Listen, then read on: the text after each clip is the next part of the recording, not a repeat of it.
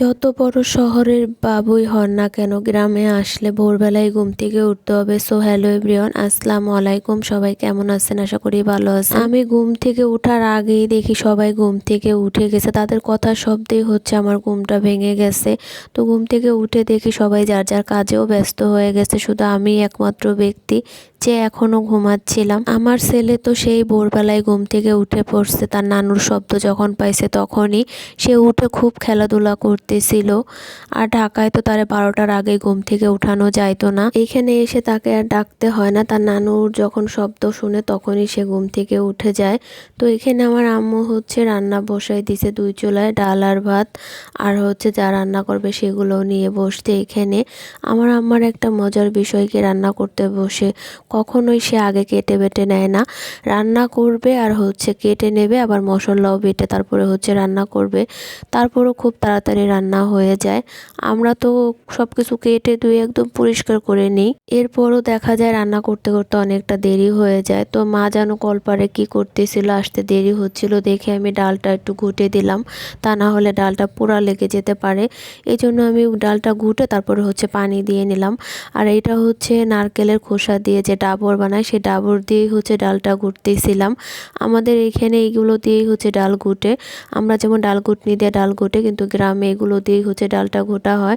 তো এখানে হচ্ছে আমি পরিমাণ মতো পানি দিয়ে নিলাম, আর এই যে আপনাদেরকে একটু দেখিয়ে দিলাম জিনিসটা কীরকম। তারপরে হচ্ছে আমি আমার ছেলেকে নিয়ে একটু ছাদে চলে আসলাম। যেহেতু বাড়িতে আসছি প্রায় সপ্তাহও বেশি হয়ে গেছে, এর ভিতরে ছাদে ওঠা হয়নি। আমি অসুস্থ ছিলাম, তারপর আমার ভাই আসছে, আসার পর আমাদের বড় বোন, মেজো বোন ওরাও আসছিল, বাড়ি ভরা মেহমান ছিল। আনন্দে আসলে দিনগুলো খুব দ্রুতই কেটে গেছে।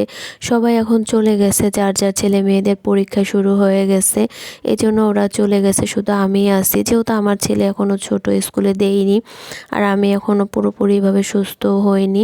আর বেশ কিছুদিন আমি এখানে থাকবো, এই জন্য আপনাদের ভাইয়ারে বলেই আসছি যে আমার ভাই যখন বাংলাদেশে আসবে তখন কিন্তু আমি আমার বাবার বাসায় বেশ একটা সময় থাকবো।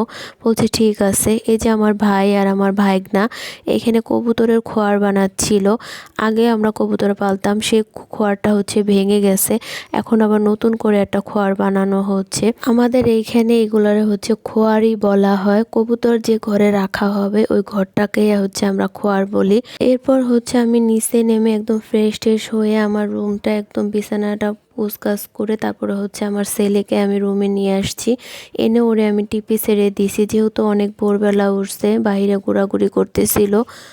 অতিরিক্ত রৌদের ভিতরে ঘোরাঘুরি করলে দেখা যায় হঠাৎ করে শরীরটা অসুস্থ হয়ে যেতে পারে। এই জন্যই হচ্ছে আমি ওরা রুমের ভিতরে নিয়ে আসছি। ওরে আমি রুমের ভিতরে রেখে হচ্ছে এখন ভিজা কিছু কাপড় চোপড় আছে বারান্দায়, ওগুলো হচ্ছে ছাদে শুকা দিয়ে আসবো। আর আমাদের বাড়ির এখনো কাজকর্ম শেষ হয়নি। আপাতত থাকার মতো যতটুকু প্রয়োজন ততটুকুই ঠিকঠাক করছে। এখন আমার ভাই আসতে, আসার পরেও কিছু কাজ করে রেখে যাবে। আর বাকি যে কাজগুলো থাকবে সেগুলো হচ্ছে ও চলে যাবার পরে আমার আব্বা মিস্ত্রি দিয়ে আস্তে আস্তে কড়াইয়ে কমপ্লিট করে ফেলবে। তো আমি কাপড় চোপড়গুলো রোদ দিয়ে রেখে আসছি, তারপর আর ভিডিওটা অন করা হয়নি। এরপরে সব খাওয়া দাওয়া করার পরে আমার আম্মা একটু বাহিরে গেছে কাজের জন্য। বাহির বলতে উনি হচ্ছে বাজারে গেছে, কিছু কেনাকাটা বাকি আছে, আর হচ্ছে ব্যাংকে গেছে। যেহেতু আমাদের ঘরের এখনো কাজকর্ম বাকি আছে সেগুলো করাবে, তো ব্যাংকে থেকে তো টাকা তুললে সব কিছু কিনে আনা লাগবে আগে। মার আসতে দেরি হবে, এই জন্য ভাবলাম যে সকালে সবাই খাওয়া দাওয়ার পরে যে থালাবাটি আছে সেগুলো ধোয়া হয়নি। তারপরে রুমের ভিতরে যে রান্নাঘর ওইটাও খুব এলোমেলো হয়ে আছে, এগুলো আমি গোছগাছ করে নেই। মা আসার আগ পর্যন্ত যতটুকু করার করে রাখি, আর বাদ বাকি আমার আম্মা এসে করবে। এইবার বাড়িতে আসার পরে আমার মা আমারে কোনো কাজকর্ম করতে দেয়নি, যেহেতু আমি অসুস্থ ছিলাম। তাছাড়া আমার আরও 2 বোন ছিল এতদিন, ওরা থাকাকালীন আমার কোনো কাজকর্মই করতে হয়নি। ওরা চলে যাবার পরও আমার মা অনেক কষ্ট হতো, তারপর আমারে কিছু করতে দিত না। আজকে যেহেতু মা বাড়িতে নাই আর আসতেও দেরি করতেছে, এই জন্য আমি ভাবলাম যে টুকটাক কাজকর্ম আমি করে গুছায় রাখি, যাতে আমার এসে রান্না বাড়া করতে তেমন একটা কষ্ট না হয়। তো আমি এখানে প্রথমে রান্নাঘরের যত টুকটাক থালাবাটি ছিল আদোয়া সেগুলোও বের করে নিচ্ছি। ঘরের ভিতরে এগুলোও বের করছি, আবার বাহিরে রান্নাঘরের ভিতরেও কিছু কালির পাতিলা ছিল সেগুলোও বের করে রান্নাঘরটা ঝাড়ু দিয়ে একদম পরিষ্কার করে নিছি। ওইগুলো ধুয়ে পরিষ্কার করে রেখে তারপরে হচ্ছে আমি তরকারিগুলো কেটে নেব। তো আমি রুমের ভিতরে আসছি, রুমেরও কিছু কাজ বাজ ছিল সেগুলো করে নিলাম। আর মাছটা ভিজিয়ে রাখতেছি, এটা হচ্ছে শোল মাছ, আমাদের পুকুরের মাছ। তো আমি সব কাজটা শেষ করে একবারে কেটে ধুয়ে রেডি করে নিয়েছি। তারপর আমার আম্মা আসতেছিল না, এই জন্য ভাবলাম রান্নাটা আমিই করে নেই। পুরো রান্নার ভিডিওটা আপনাদেরকে দেখাবো না, তবে যা যা রান্না করব সেগুলো একটু দেখাই নিচ্ছি। শোল মাছ রান্না করব আর বেগুন ভাইজা ভুনা করব। আজকের ভিডিওটা এই পর্যন্ত, সবাই ভালো থাকবেন, আল্লাহ হাফেজ।